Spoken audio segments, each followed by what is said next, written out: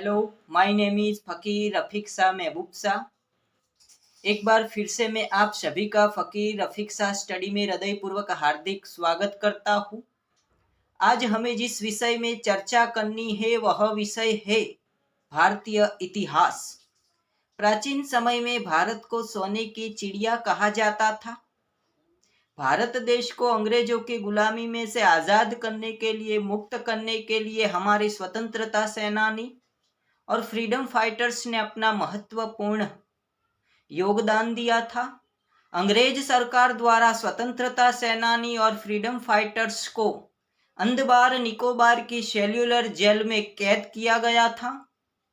अंग्रेज सरकार द्वारा अंदमान निकोबार की सेल्युलर जेल में स्वतंत्रता सेनानी और फ्रीडम फाइटर्स पर तरह तरह के जुल्म, पीड़ाएं और यातनाएं दी गई थी। इस पर मैंने एक कविता लिखी है, पोयम लिखी है, जिसका शीर्षक है, टाइटल है, पीड़ा और यातना की दास्तान लिखता हूँ।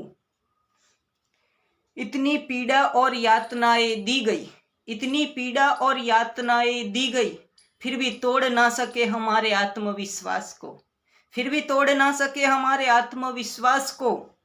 कोड़े मारने वाले तुम रुकना मत, कोड़े मारने वाले तुम रुकना मत। मेरे लहू का कतरा कतरा मेरे देश के लिए अर्पित है, मेरे लहू का कतरा कतरा मेरे देश के लिए अर्पित है। न भागने का कोई रास्ता है, न भागने का कोई रास्ता है, न भागने का कोई इरादा है, न भागने का कोई इरादा है। बस अब तो यहीं रहना है, बस अब तो यहीं रहना है। बस तड़पता हूँ तो एक आवाज सुनने को और सुनाने को, बस तड़पता हूँ तो एक आवाज सुनने को और सुनाने को। इसीलिए तो मैं हवा के झोंके से बात करता हूँ, इसीलिए तो मैं हवा के झोंके से बात करता हूँ। न खाने को रोटी मिलती, न खाने को रोटी मिलती, न पीने को पानी मिलता।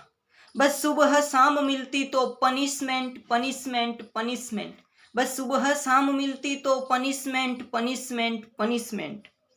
भूख से बुरा हाल है, भूख से बुरा हाल है, प्यास से गला सूख गया, फिर भी वतन का नारा बुलंद करने की शक्ति है, फिर भी वतन का नारा बुलंद करने की शक्ति है। पीड़ा और यातना के बीच में वतन का नारा गूंजता रहा, पीड़ा और यातना के बीच में वतन का नारा गूंजता रहा। हे वतन, हे वतन, हे वतन, मेरा प्यारा हिंदुस्तान। इतनी पीड़ा और यातनाएं दी गई, फिर भी तोड़ ना सके हमारे आत्मविश्वास को।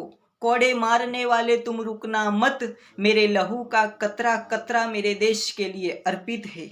बहुत कुछ लिखना चाहता हूँ, बहुत कुछ लिखना चाहता हूँ, ना लिखने के लिए कलम है ना कागज है, न लिखने के लिए कलम है ना कागज है।